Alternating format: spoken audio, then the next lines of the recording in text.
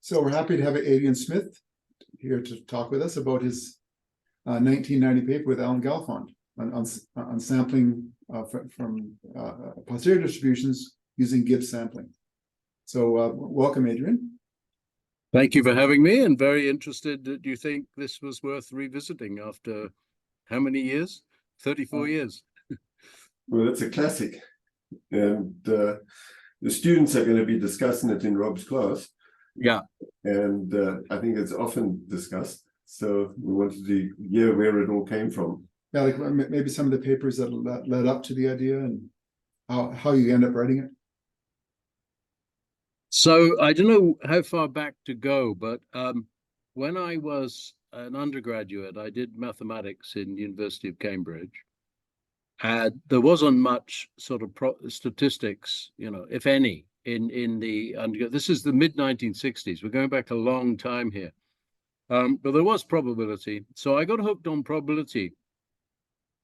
And when I finished my undergrad, we were allowed an audience with a senior person who said, "What do you want to do next?" So I said, "I love probability, but I got bored with a lot of applied maths, but I was quite interested by economics and decision making and so on."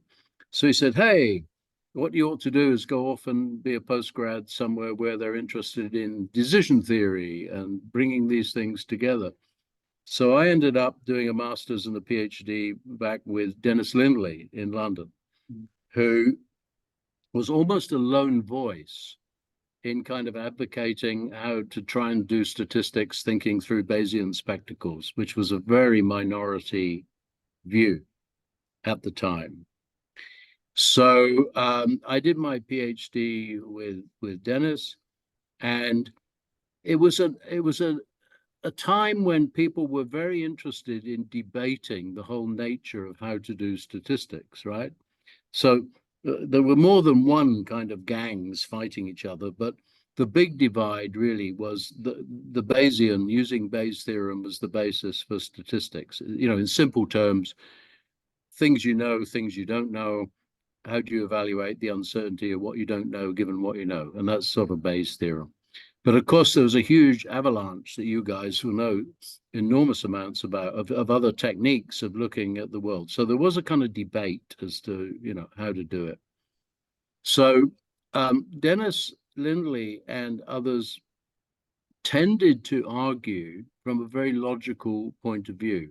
If you want to be rational and if you want to do this, that, and the other, you end up, this is the way to do it. So even those who were opposed thought, yeah, that's perfectly logical. The problem with you guys is you don't know how to analyze problems. You can't compute, you can't do, you can't solve problems. You have lovely logical ways of thinking about it, but we get on with, techniques for solving problems. So I suppose if I had this sounds more grand. You guys will know you make up your history afterwards, right? So don't take this totally seriously. But if I had a mission, it was to say, not only is this the kind of sensible way to do it, but we can do it. Yeah. Now, doing it meant, how on earth do we do computations using this Bayes algorithm? Because the algorithm was all about calculating probabilities rather than estimates or intervals or whatever, the immediate mathematical complexity of doing that is infinitely greater. I mean, just how on earth do you do it when you've got hundreds of unknowns and so on and so forth? So that was the kind of start, guys, of a kind of mission for, I would like to turn the Bayes thing from being some kind of quasi-religious view of how to do it practically. And that got me into the world of computation, combination of, at an advanced age, learning numerical analysis, how to compute. And there's an interesting point maybe for the younger folk listening that actually there is an interaction between what's technologically available to you and what you can do. So there were papers published on what I wanted to do back in the 1970s that nobody took any notice of because you didn't have the computing power to do it. Yeah. Not as an individual, not within the university department, maybe not even in the university. So the advent and the acceleration of computer power freed one up to kind of think about things in a different way. Because at one level, we've spent a lot of our lives with blank sheets of paper, scrawling Greek symbols and scribbling over there's a transition then that you instead of that, you put it into a computer setting and you use computational power to kind of explore what's going on. So these things came together a bit, and I was of a generation that my supervisor, Dennis Lindley, had not been, of having that kind of computing power becoming to be available for, very lowly folk like me, as opposed to just one big machine somewhere. And I think that made a difference. And I think for your broader program, I think it's an interesting issue, actually, as to how the kind of intellectual, interacts with the technical over time. Yeah. So anyway, that kind of cleared the decks for me and others to try and think about, are there ways we can use computers and computation to get us out of the hole that we got stuck in like 10 years ago because we didn't know how to answer the question of how to give answers. So I pause there for a minute, guys. Is that? No, that's great. I mean, what you've said is actually resonates totally with me, because that sort of theme has come up over and over again over time. Yeah. Where you maybe propose something and the computations look horrendous, and then in a year or two, it's totally easy to do, and the horrendous computational problem's gone away. I remember I worked with John Chambers on some modeling software for the SR language. Yeah. And I said to John, well, this is all fine, but no one's going to use it because it's too slow. And he said, by the time people actually learn about it, right, computers will be fast and everything will be fine. Well, let us older generation guys impart to young folk that keep abreast of where the world is. For God's sake, in 10 years' time, they may be into quantum computing possibilities, which would totally change the nature of modeling and the rest. So, ending up at the point I stopped, what was out there, what was in the air that you could seize upon, use, go back to, that had been thought by much cleverer people than me, that somehow would open the doors to how to compute these high dimensional probabilities. That's what it was really all about.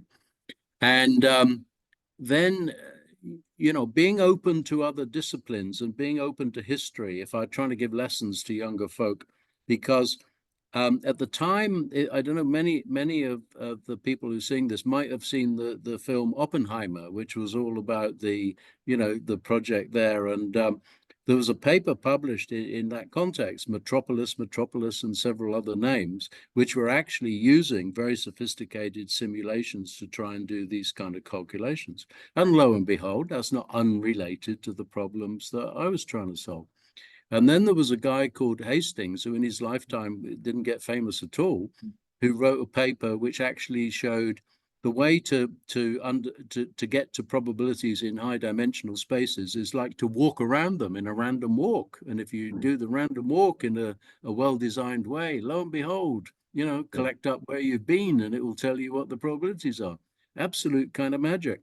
So I was a fortunate kind of generation that had all this at one's disposal at the time when the technology was available, and cared about, trying to make Bayes operational because of all the insults we had about you guys can't compute anything. And so that all came together. Now, in personal terms, I was working at the University of Nottingham, and I was actually the head of the mathematics department. And if any of you have run departments, you'll know it sucks out a lot of your time and your energy. And, you think, I wasn't put on earth to do this. Anyway, this was the time when I, was gearing up. And at that time, I'd been at a conference somewhere, and I'd bumped into somebody who I just liked personally, and we liked each other, and we spun off each other intellectually. And that was Alan Gelfand, who at the time was working at University of Connecticut. So I think the other thing for young folk, I mean, personal relationships and interactions are really kind of interesting and important. I mean, how long have you two known each other? It's 40 years. 40 years. it's an important ingredient to get over. It's not just simple boys and girls, you know, it's relationships. And he wanted to come to the UK on a sabbatical, and I had the ability to bring him. And he was working in what they were then calling empirical bays, which in my view didn't go anywhere in the end anyway. He wanted a change of life. He wanted to come to Nottingham. And of course, if you're there on sabbatical, apart from having to see your family, you know, for dinner occasionally, you're fancy free. And here's me struggling away with all the bloody committees and stuff in university as the head of department. So Al and I used to stand on the blackboard, and I used to say roughly to him, if I were free today, this is what I'd be trying to do. Yeah. Just interrupt for a second. You said empirical bays went nowhere. His work on empirical bays, or in general empirical bays?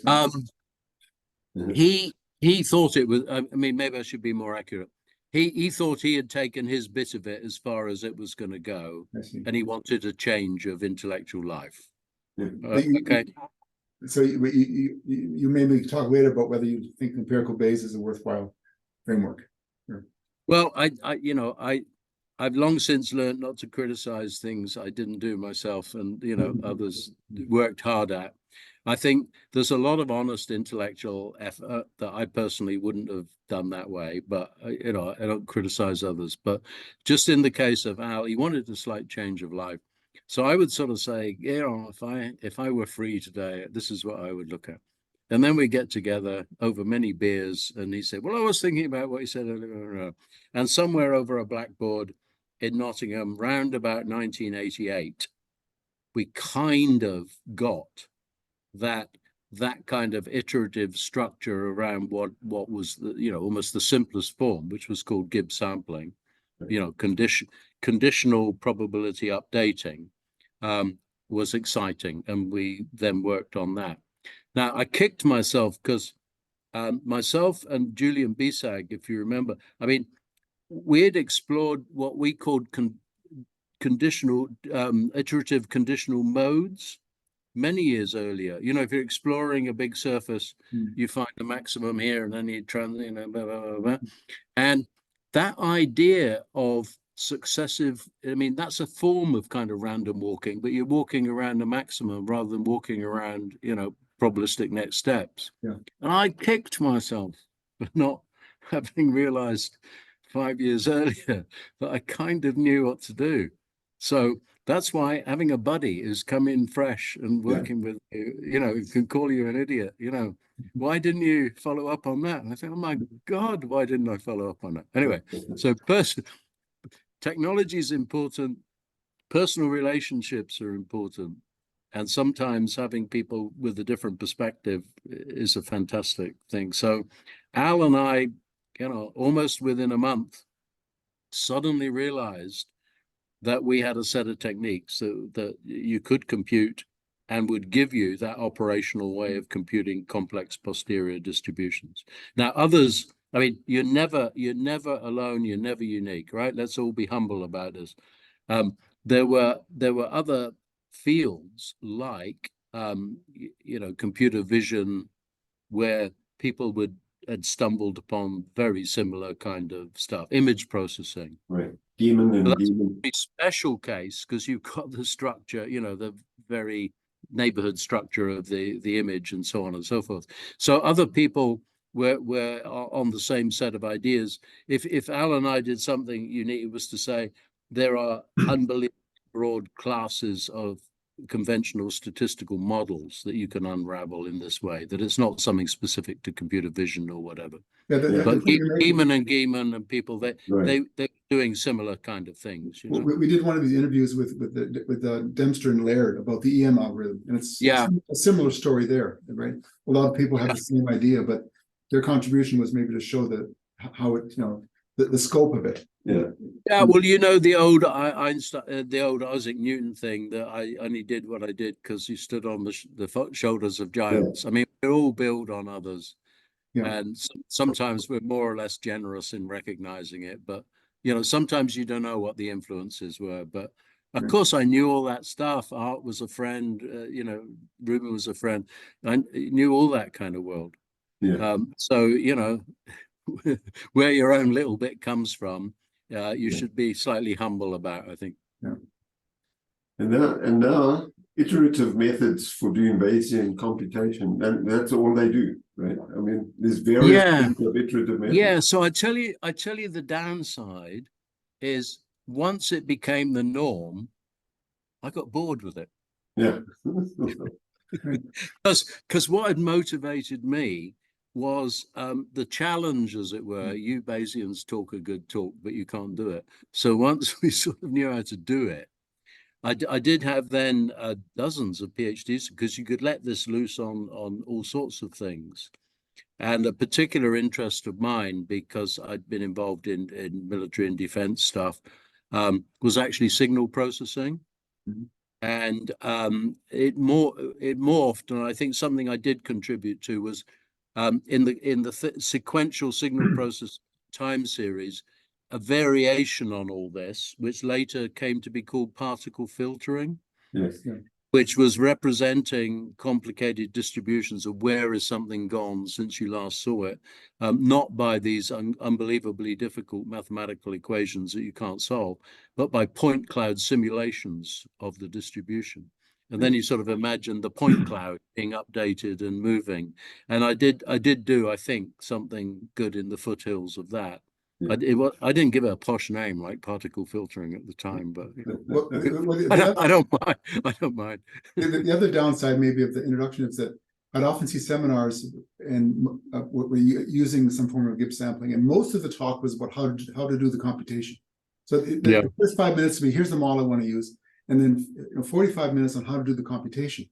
Well, I wish they'd spent more time on why that computation was the one to do, right?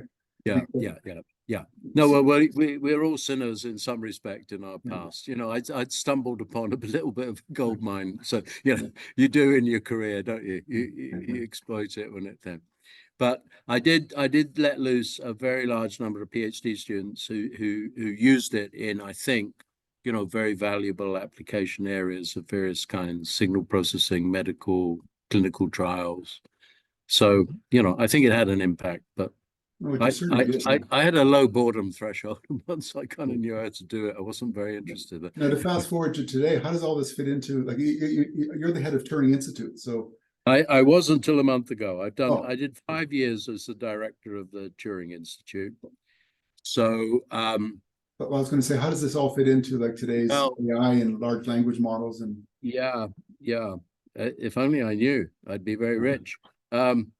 So there is an evolution. Again, let me go back to the driver is the technology, right? Yeah. There would be no large language models if you couldn't scrape webs and do this kind of calculation. So again, to your younger audience, there will be technological transformations coming along, and there will be, things happening in AI and the rest. And you need to kind of keep up with it, because it will drive the boundary conditions, in a sense, of how you think about your own subject and your own modeling and the rest of it. So I have personal views. They're mine. They're not the Turing Institute. I think very generic large language models like chatbot and how clever I can write a poem doesn't interest me. What interests me would be the focused large language models, if you directed them to the health service, or if you directed them to defense and security, or you directed them to various climate change things. Then they're constrainable, they're doable, and you can own the stuff. I mean, not for me to get into it, but I do think we have, political and social issues about who owns where we're going with all this. But for your audience, technology will always change the environment in which you do your thinking. Yeah, I think that's a very good point. Yeah. Well, I was I was at the University of Toronto in the 80s, and Jeff Hinton was my colleague. Okay. Jeff, and I used to go to his group meetings every week. And again, first of all, what they're doing looked totally crazy to me. They're fitting, thousands of parameters, which at the time, and they would have to run their computer for a couple of days in order to make the computation. I thought they were crazy. I didn't. So I basically, I mean, I listened and I talked to Jeff a lot, but of course he was very right. That took maybe 30 years. Well, there's two sorts of craziness. You thought they were crazy because you probably couldn't do it. Right. Now that you can do it, is it crazy to do it? Yeah. Well, I remember talking to David Cox that somebody had given a talk on fitting a large, big lasso type model on genomics data, and there were thousands of variables. Yeah. Cox just shook his head and he said, "This is ridiculous." Yeah. Well, there's you know, this is why. I mean, I'm delighted you guys are still hanging on in there, but there is a sense maybe you shouldn't hang in too long, because that aged perspective. Cox got a lot of things wrong as he got older. Yeah. Dennis Lindley couldn't use a computer to save his life, so it always requires a younger generation to own and to take forward. Yeah. But a younger generation making sense of AI is too broad a term. I think you have to boil it down in various ways. But it is a challenge, and it won't go away. And one of the hats I wear at the moment, I am president of our Academy of Sciences, the Royal Society. And one of the things that we will do a deep dive is how the potential and actualities of AI might change the whole ways you do science. Yeah. We're probably brought up, some biologist had a hypothesis and he brought a little data set to us, and we tried to, why have a hypothesis when you've got, all the data in the world, and you could let a machine learning algorithm loose on it. So I think there are challenges there which are quite interesting, and in a sense challenging. Some people would say challenging to statistics, but I don't know if you've ever seen David Spiegelhalter's Turing lecture of a few years ago, which you might expose to your students, which is all the old stuff about how do you design stuff so that you really know what the effects are. And then how do you have some kind of ethical basis for, where you let it loose? And then how do you monitor what happened when you let it loose? All the kind of stuff we grew up with in clinical trials, we might have to revisit in thinking about devices that are let loose on the world through artificial intelligence. So I think that fundamental statistical thinking is still going to be very important. I don't buy that statistics is over because AI is here. I agree strongly. Yeah. Well, it's been wonderful hearing from you, and nice to see that you're thinking about the current world problems and how to harness these new tools. Honest thinking, I think, is what we can perhaps promulgate. I think the old kind of enlightenment of the 16th, 17th century was breaking away from, authoritative thinking. And how should you think about the world? You get evidence, you discuss, you reach conclusions. And I think we're in big danger from social media and the rest of losing something very valuable. And that might be a good point to end before I start ranting, guys.